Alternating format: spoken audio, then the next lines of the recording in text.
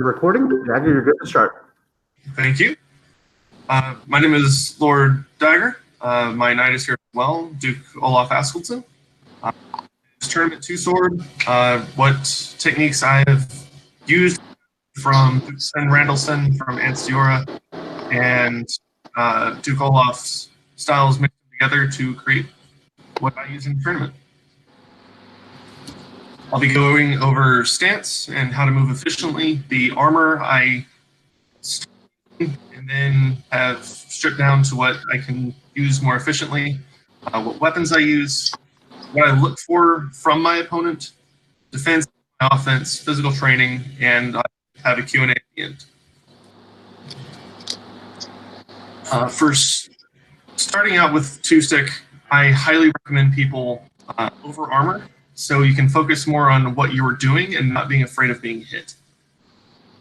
Practice, if you are overheating, you can shut down slowly to the point where you're more comfortable, but also able to build the endurance for 2-stick, since it is a very high activity, high mobility fighting style. For what I wear for footwear, I like cleats. If you have actually give ankle support, that's perfect, but I generally suggest just standard boots for the ankles and still have very good traction on the ground. Highly recommend demi gauntlets and bracers. With 2-stick, the back of your hands, I've gotten hit multiple times, but my forearms have been relentlessly. Especially starting out. Grace, do you have anything to add to that? If you're blocking properly by my method, you're going to get hit in the back of the hand or the basket hilt a lot.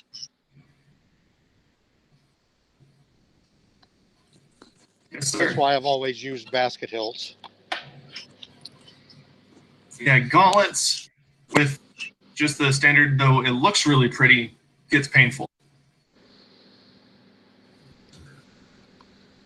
Do you mind going off in a little more detail about that, about the argument for using basket hilts and demis versus a regular gauntlet, and also what kind of material or manufacture or style you think is sufficient for a protective bracer? Because I've known people that have had their forearms broken.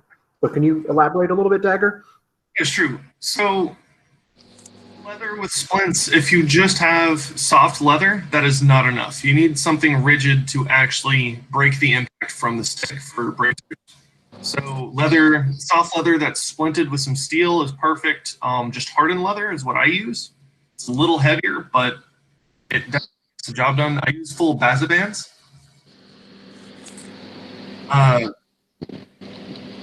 Let's see. Other styles are out.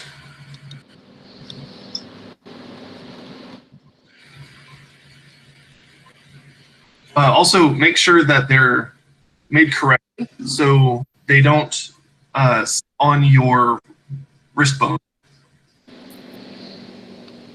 Because that's another, you can get heavy impacts that will lock up your wrist after a couple of turns and not be able to continue fighting.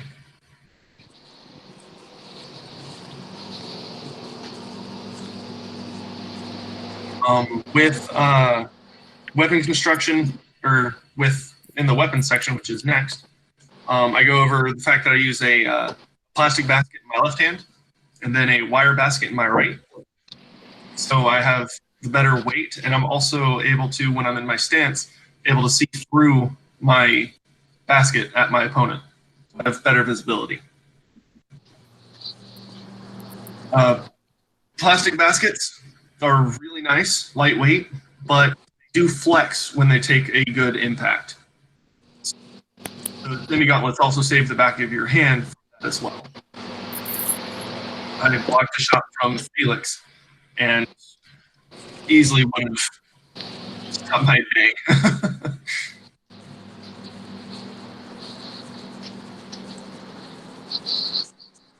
Does that answer your question? Yes, it does.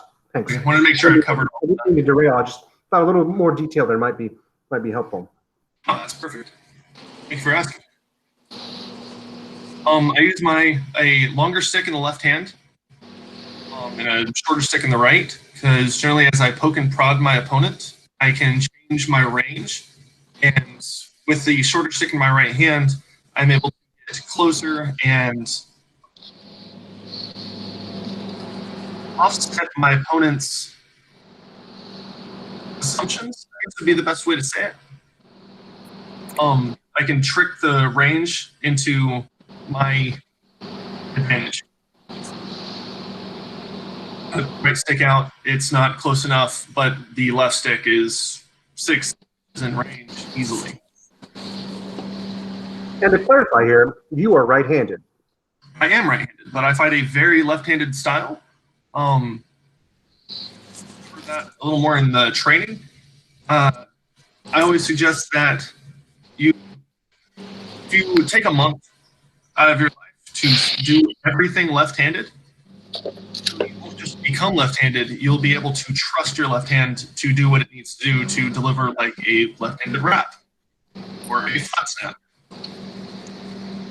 Not basically have a skinny shield in your left hand. Is this something you've done in your life, Dagr? Have you switched to having a left-handed mouse, left-handed scissors, brush your teeth Yes. with your left hand? I've never heard that piece of homework before. That's news to me. Yeah, open doors left-handed, brush your teeth left-handed, open boxes left-handed. So boxes, you will rip several boxes. It's frustrating.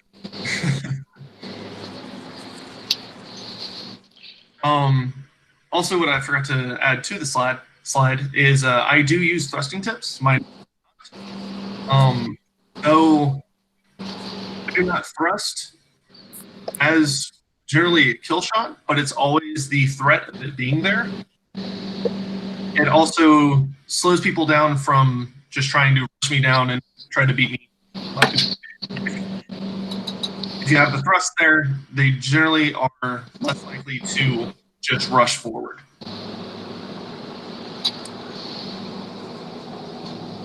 Also, I use triggers instead of lanyards. Better flat snaps and wrap control.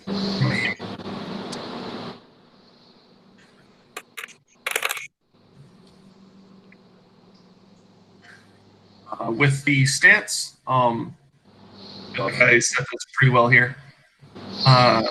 Imagine you have an invisible line behind your heels. Place your right foot behind that line. Spread your feet shoulder width apart, so you're almost in a squat, but your foot is offset by just that little bit, and then get into a crouch. Your left sword sits right behind your left shoulder, and then your right sword will sit in front of your face, but off towards the left stick. Because if you cover, all it takes is a solid right-handed shot to lock down both sticks, and then you can't do anything but run. That's also why I have the metal basket, so I don't lose the vision to my opponent. Also, with being in the crouch with the feet shoulder, you have a much less of a tell when you explode in either your left direction or right direction or through your opponent. I know Duke Olaf's stance is a bit different from this. Would you like to explain that a little bit, Your Grace? Oh, and I just, Your Grace, I put you on mute. You'll have to unmute. We were getting some background noise.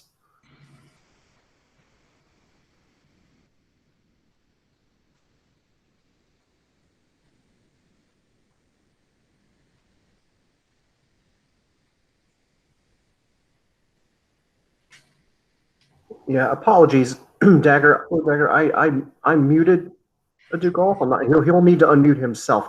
It was just we were getting a lot of background feedback. I understand. Thank you for that. Hopefully, he can get himself unmuted here in a minute. Any questions on this so far?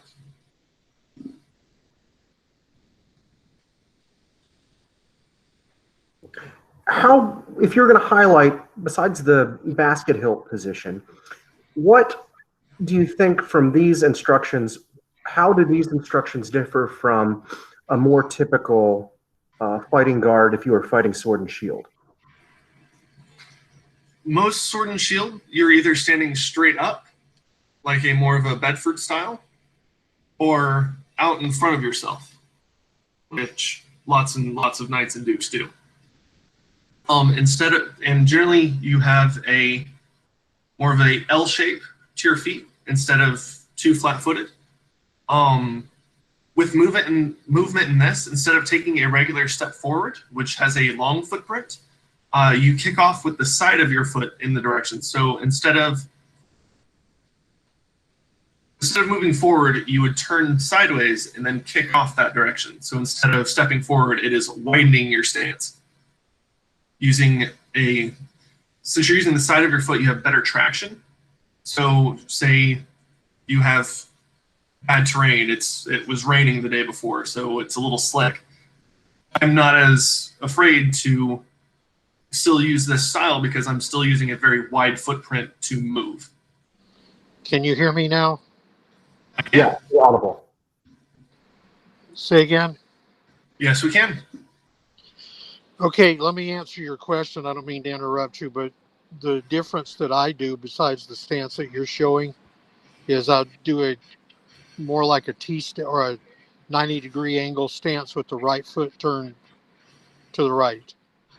That's just my preference because I learned that at a young age, and with that foot planted that way, I can lift up the front leg and move left or right. Does that make sense? And with this stance, it's more of a sliding instead of an actual foot raise. Yeah. My way is I plant the rear foot and I'm putting weight on it. So moving the left leg out of the way or changing directions becomes easier because I don't have to shift first.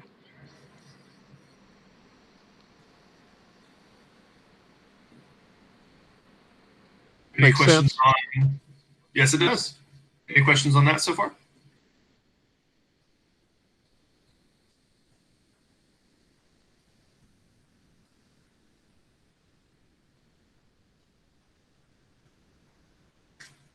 With range, I use mostly movement with defense, I use mostly my movement to defend. If I'm not there, they can't hit me. Most people, when fighting two-stick, will try to sit in A range. And once they get uncomfortable, they just put their sticks together and hope they don't get hit really hard, which they generally do. I very rarely get in A range, which is belly to belly. I'm very tall. I have very long sticks. They're not easy to move in that close of range. Also, they have a big shield that, at best, I can hope to use some of their shield in my favor to at least get back out to where I am comfortable.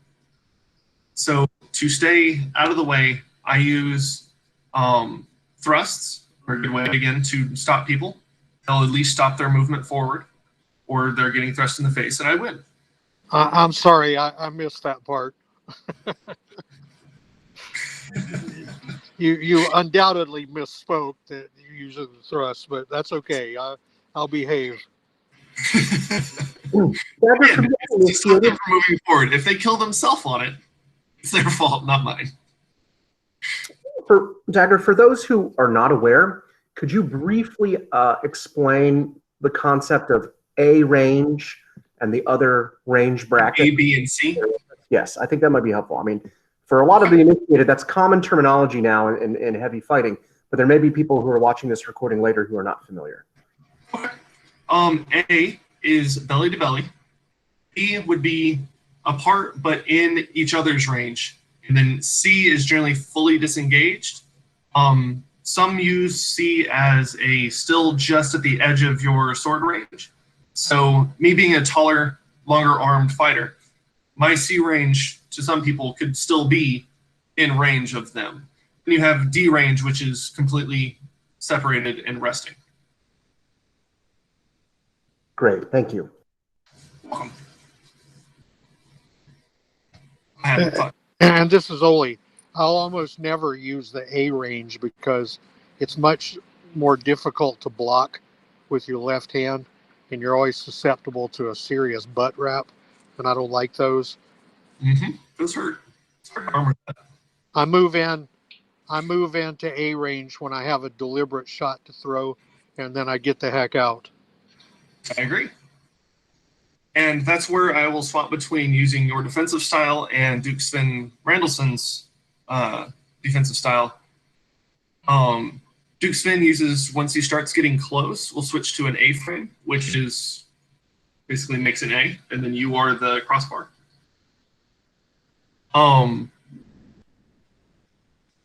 If I'm getting in, I'm going to try to use my opponent's shield and extend the line from the top of their shield to create more of a wall.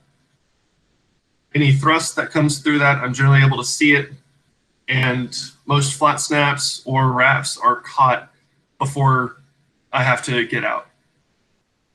I use a lot of Duke Olaf's counterpunching when I am in that B to C range, because it's when I can counter a flat snap and take advantage of it, or if they just catch me on a bad step, I'm able to counter off of that to hopefully get a successful strike.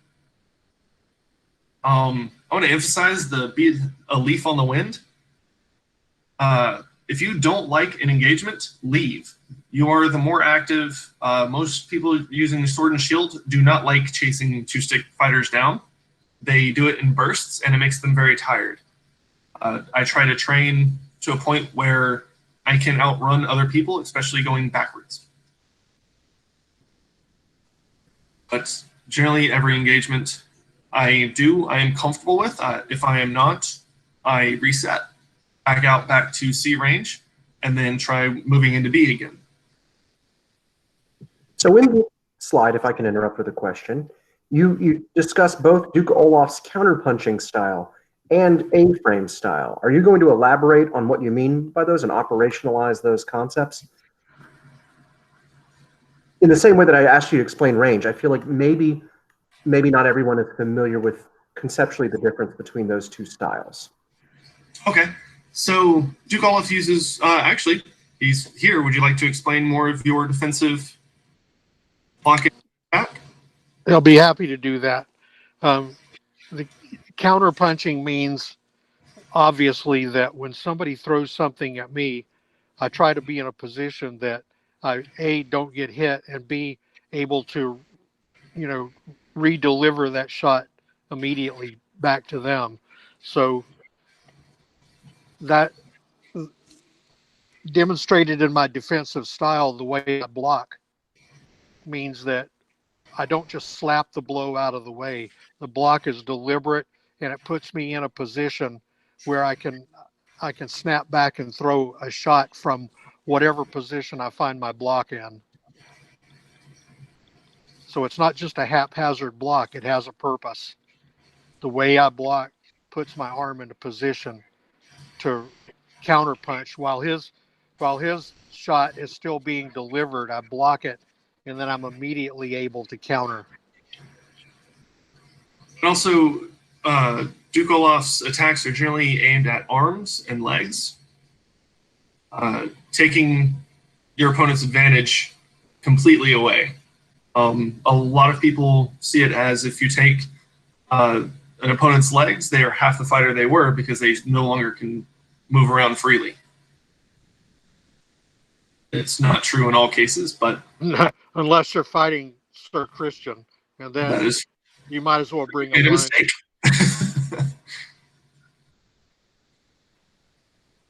Where an A-frame style is generally completely defensive. It is you are trying to use your sticks to make as big of a wall as you can. So, as I was saying, coming off the a standard heater has a straight line at the top. I want to position my sword, my right-handed sword, at the top, and then I will bring my left-handed sword as far over as I possibly can, while still having my swords close together without overlapping, just to create a very large area of coverage that I can't be hit from.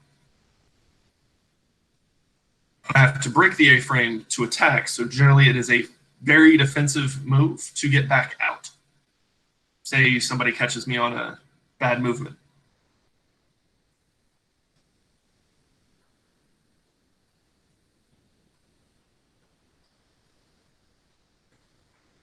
All right. Offense. This is. Wait, let me interject something for Please everybody listening. Just to be clear, when I explain something, it's not a how-to, it's a how-I. It's not necessarily the definitive way to move or strike or defend or anything. It's just how I do it and why I do it that way.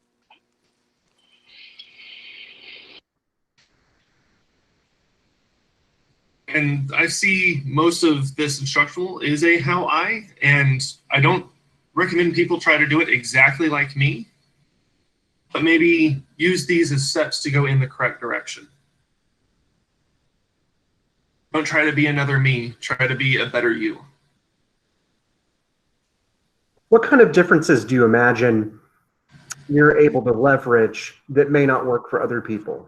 What are some, I mean, maybe you're not aware, but I mean, the thing that occurs to me is you mentioned that you're tall.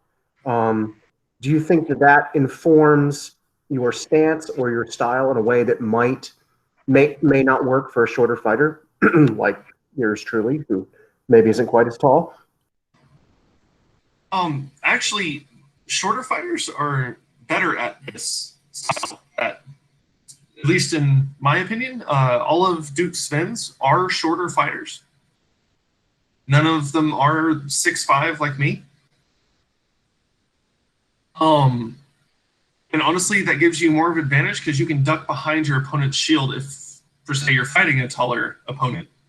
You're able to get down lower to the ground to even be more of a hindrance behind their shield. You have to move more to be able to see where you are coming from. I use the opposite, so most people try to come into A range on me. I'll stand all the way up, and a lot of people don't expect that. Because when down and crouched, I'm decently short, and then standing up and towering over them, it's a little bit of a mind game. Which actually links right into this perfectly. The offense of this. I like to use a chess match. Or I use a technique I like to call severely calculated aggression, or SCA. I like to observe everything I can from an opponent. Is there any other questions before I move on to this slide?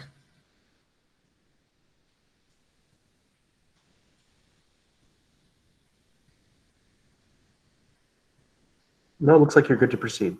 No, I'll ask you a question. Okay. If somebody throws the, godforsaken thrust at you, what is your concept of how to defend that thrust? First off, it should be fairly easy because thrusts are cheap, but what would you do if somebody thrust at you? Thrust at the body, thrust at the face. So thrust at the body, every thrust I block, it is a deflect. I don't try to block it 100% out of the way. I want it to slide off of me. I want it to hit fabric and keep going. If you overcommit, you can easily set yourself up for just getting hit with a thrust to flat snap and not have the coverage for that anymore. You can block 99 thrusts, but that one makes it through, it's still over. When I'm practicing, I've gone through, had my wife throw from tennis balls to golf balls at me and just practice blocking them. They come in much faster than thrusts, but it helps. That's the fun part of being a fighter wife. It is. From a counterpuncher's perspective, what is the objective other than just deflecting the thrust? So generally, also with deflecting, there is no stop to their thrusts. So they generally overextend, which allows for counterpunching. You're able to punish the arm, punish all the way down. If they extend enough, you can hit almost everything on the right, if they're right-handed, down the right side of their body, because they generally step with a thrust.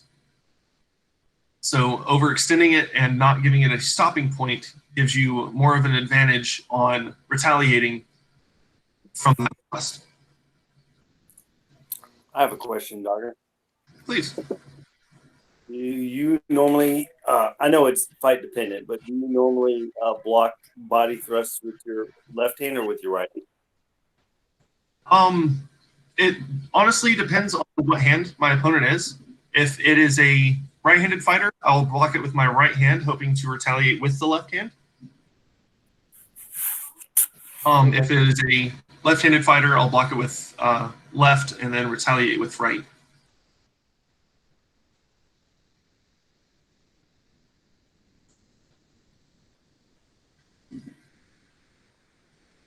Any other questions? Another concept of the thrusting is knowing your opponent. If you know he's going to thrust, then you're always ready for it. And having watched him multiple times in multiple fights, you get a perception of how he's going to move when that thrust is inevitable. It's like a Hakon, you use thrusts a bit. Bevan uses thrust a bit. So I know it's trying to visualize when I open myself up to your thrust, so I can predetermine when you're going to throw it. As I was saying, the chess game. I want to at least know when you have the opportunity to throw that most efficiently and be able to set myself up to counter that. But that is, I have fought both of you quite a bit, so I kind of know your fighting styles.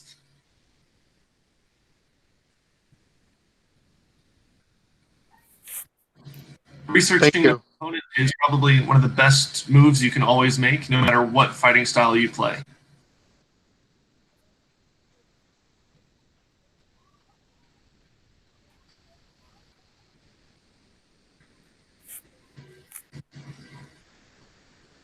Anything else?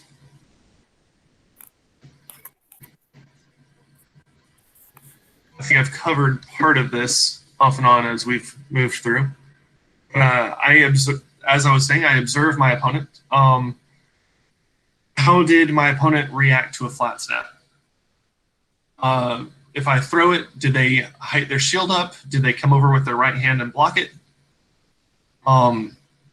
If I throw a body shot with my left hand to start off a encounter, how did they block it? Did they cancel their flat snap to move their sword down?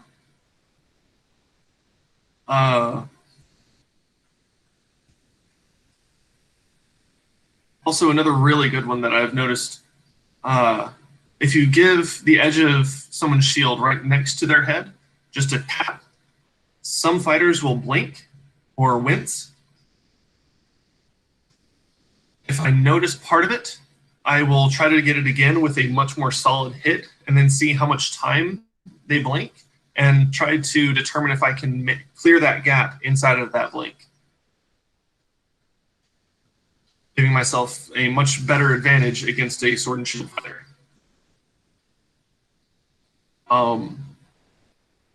When I'm in an A-frame, moving in either I've been moved in on, if I see the shoulder go back, I know that there's a blow about to commit, and I can determine generally where they're going to swing from based on where I am and how they're standing.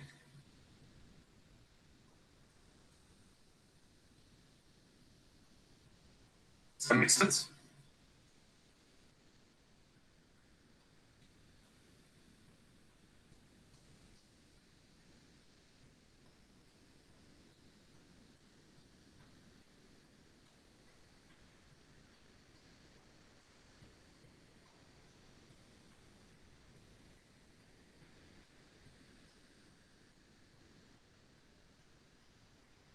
Is everybody here? Yeah. I'm still here. No, you're good to proceed.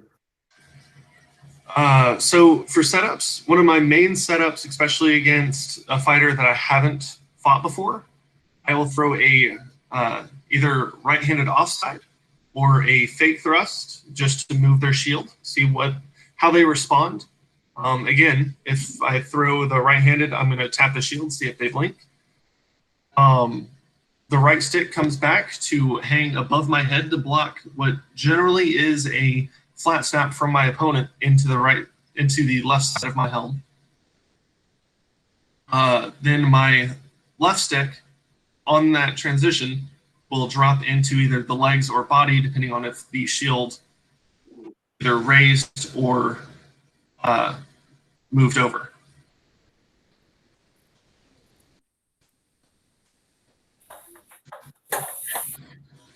Timing is huge. Using setups, if I get about 3 setups, I can generally tell how long it takes for my opponent to react to a blow. And from using that reaction time, I can set up a feint to hopefully exaggerate that reaction to give me a upper hand to throw something with my other hand.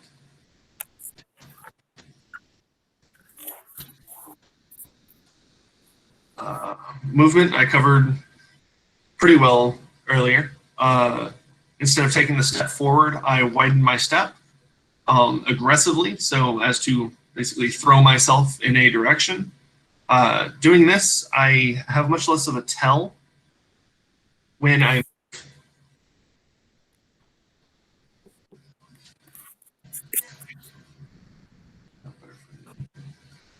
and better, yeah. Any questions?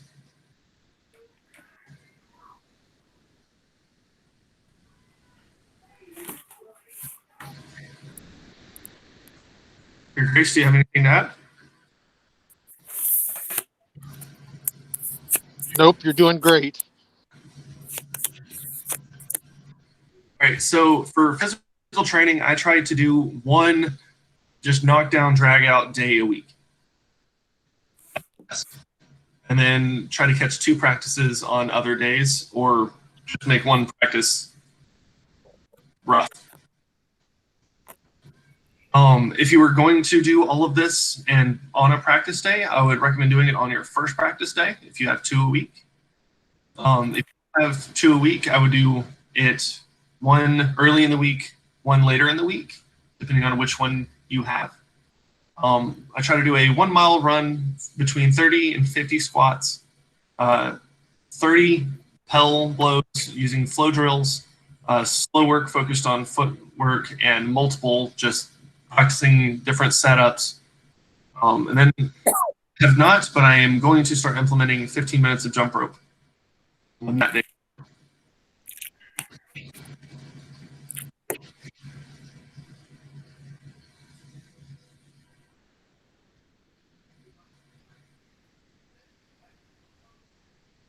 Let's see. I have a link from Duke Sean for flow drills. And I also have a video from YouTube. It is Duke Spin, which is a majority of where my fighting style comes from, and Duke Kuhn. It's a very well set up fight at I believe 2017 or 2018 Adult Swim. That'll be linked in the end. Yep, there it is. All right, any questions overall?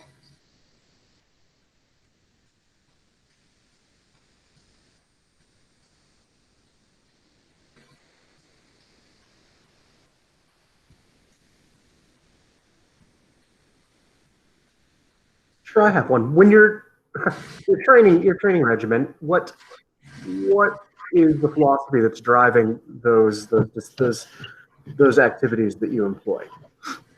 So the 1 mile run, the 30 to 50 squats, and 15 minutes of jump rope is all for endurance because my fighting style is very active, and all it takes is someone hunkering down and being really defensive. You could get tired. So I want to be able to maximize how long I can maintain my style before I have to slow down. Also with the 300 blows, it's making sure that you can go an entire tournament without just completely obliterating your arms. Because after most fighters can throw 100 blows in one tournament and they just can't move their arms anymore.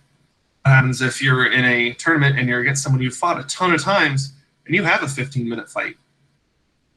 Those are rough. And even that takes this to the peak. I was always told HIIT training was the best, so I try to do in increments of that. So I'll run a quarter mile, do 10 squats with some weight, do 100 blows, and then do 5 minutes of jump rope. Then run another quarter mile and just take breaks in between. That's why I also try to section off an entire day, and none of it has to be done all at once. This is the goal for the entire day at the end. I have ran 1 mile. I have done 30 to 50 squats. I have done 300 blows and 15 minutes of jump rope. All of it generally takes, the run is the longest part. Probably second to that is the 300 blows. Probably looking at maybe 2 hours out of one day. And you can section that off so it's very easy to work into even around work. I fly around the country for a living, and I'm able to do most of those even during that. I just pack some running shoes.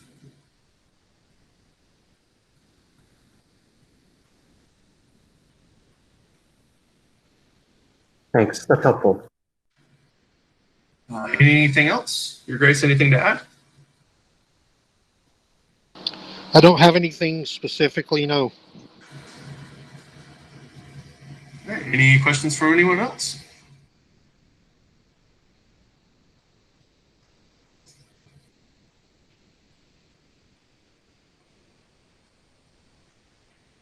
Excellent. That is all I have today.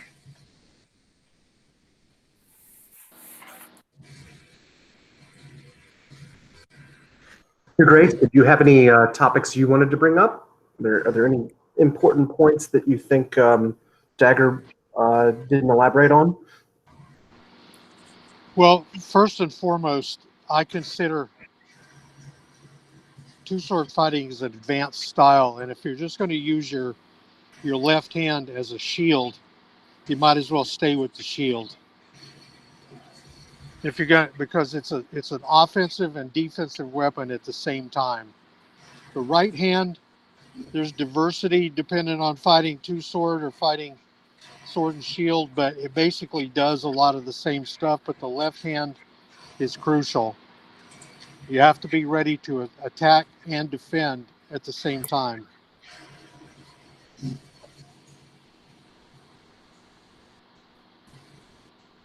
I really want to emphasize the use a month. Do just as much as you can left-handed just to build trust in it. And remember, it's not there just to thrust. No. Generally, my most deadly shots come from my left-handed. My left hand either wrap or forearm or forehand. This would be the better way to say that. So I do get a lot of flat snap kills with my right hand. Hey.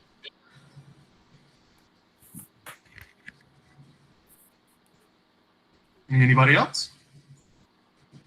I'm good. So, are there any significant ways in which you would say your style differs from Sven's? The counterpunching is a main thing. Duke Sven doesn't counterpunch nearly as much as Duke Olaf does, and I Okay. try to use the A-frame to help that. Okay.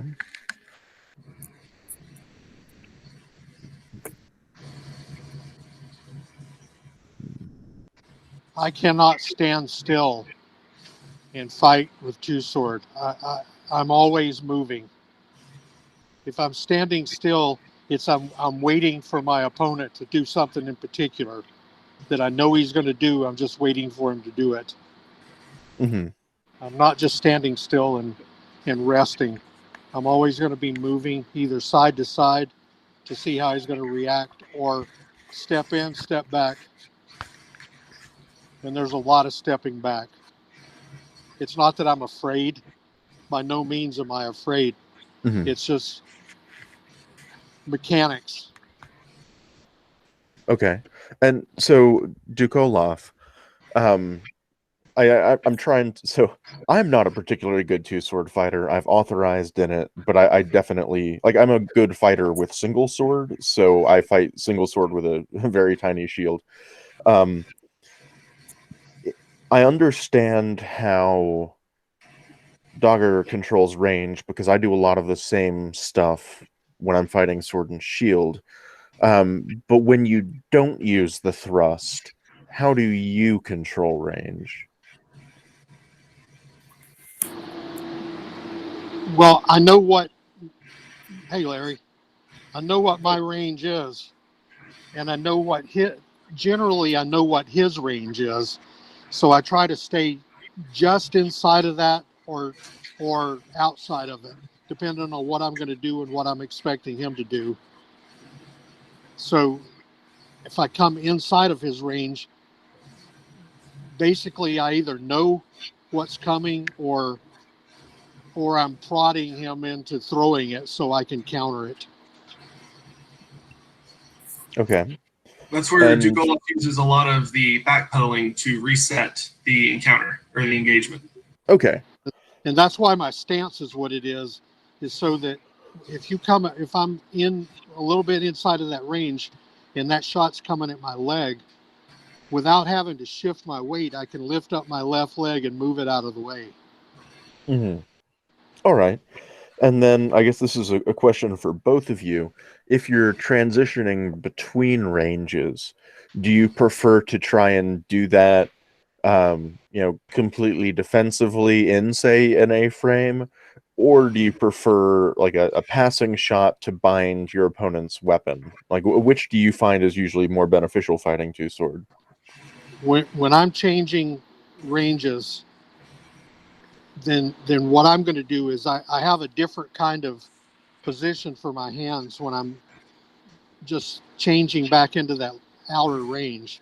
It's almost 100% defensive, Okay.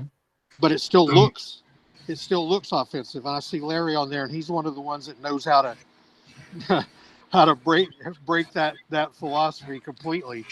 But it's a defensive stance. It's a defensive arm stance. My leg stance is still the same motion, and stepping backwards out of, or shuffling backwards out of the way. My arm position is completely defensive. Okay.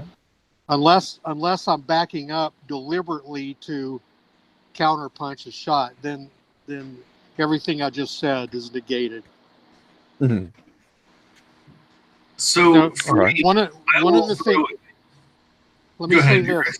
One of the things that I've always learned and always employed and always taught, and that'll sort of answer your question, no matter where you find yourself, wherever your arm position is at any given time, whether it's anticipating a shot, setting up a shot, blocking a shot, you should always be in a position where you can throw a killing blow.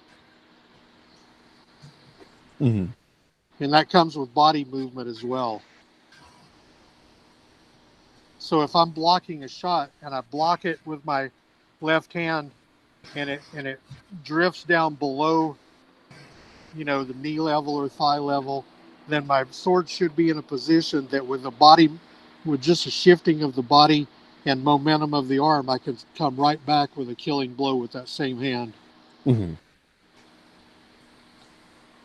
So never, well, I won't say never because I've been defeated. So that means, my style has flaws, but never will I knowingly have my arms out of position of some kind of defensive and offensive position unless I've stepped completely out of range.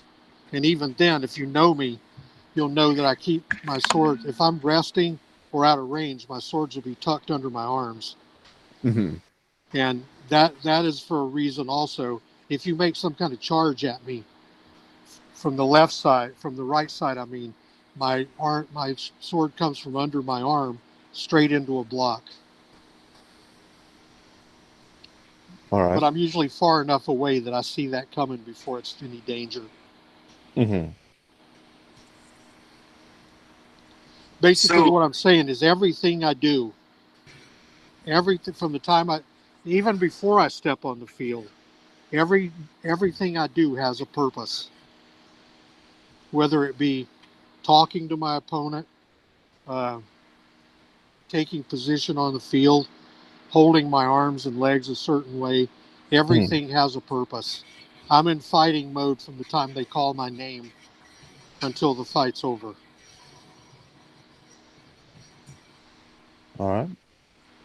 So for me, when I try to advance forward, change that range, I will throw a right-handed shot to hopefully, in best case, blind my opponent. If anything else, it at least makes them shift their body generally towards their shield to counterweight that. And then I can commit the left-handed sword to block whatever comes in as I engage.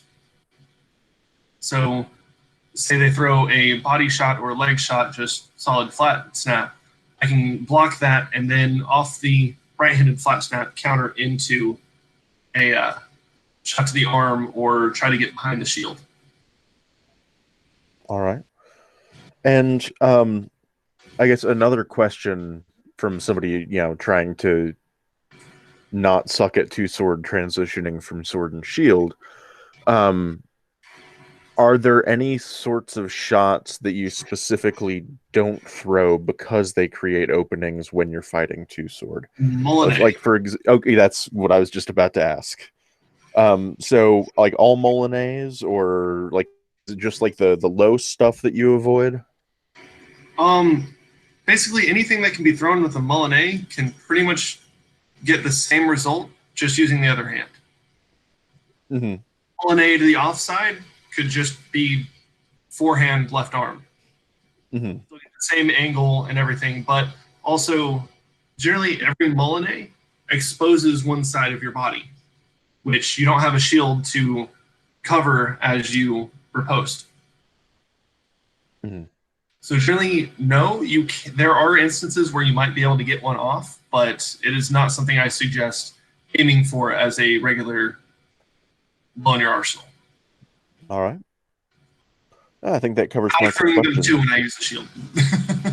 Mm-hmm. Well, thank you both. I think that helps a lot. Thank you. Anyone else have questions?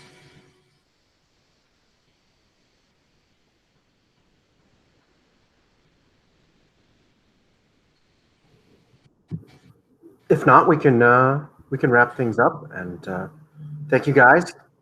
Yep, Thank we're you, right Dagr. at our mark. Yep, we're right on time. Thank you, everyone, for joining and listening in. And definitely appreciate all the questions. I will take some of those questions and work on clarifying some of my slides. Thanks for the time, Dagr. Thank you. Good class, guys. Have a great one.